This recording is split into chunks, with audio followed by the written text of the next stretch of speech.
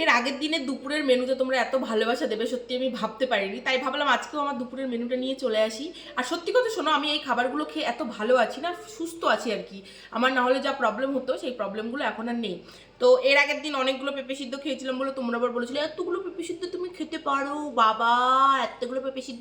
মানে কি বলো তো, আসলে পেঁপে সেদ্ধ প্রত্যেকদিন খাই না, যেদিন খাই সেদিন একটু বেশি করেই খাই। যে কোনো সেদ্ধই, মানে সেদ্ধটা খেয়ে আমি পেট ভরিয়ে নিই, না হলে না ভাত খাবো মনে হয়। আর সবসময় না মনে হয় খিদে পেয়েছে কী খাবো, তাই সেদ্ধ খেয়ে না আগে পেটটা ভরিয়ে নিই। আর এটা বারবার নড়াচড়া করছে। তো যাই হোক, এখানে আছে পেঁপে সেদ্ধ অল্প একটুখানি নিয়েছি কিন্তু, হ্যাঁ। আর এখানে আছে 5 রকমের মানে সবজি দিয়ে একটা তরকারি। আর এখানে দেখতেই পাচ্ছ সামান্য ভাত। আর এখানে আছে 2 পিস চিকেন, মানে এই যে একটা লেগ পিস আর একটা এমনি চিকেন। আর এখানে আছে এই যে বাটি ভর্তি করে স্যালাড, এখানে আছে পেঁয়াজ টমেটো আর শসা। মানে এইভাবে স্যালাড কেটে একটু সামান্য লবণ ছিটিয়ে নিয়ে এটা খেয়ে দেখবে, দারুণ লাগে, দারুণ। আর এই খাবারটা সত্যি খুবই মানে খেয়ে আমি ভীষণ ভালো আছি, আর আমার ওয়েটও অনেকটা কমেছে।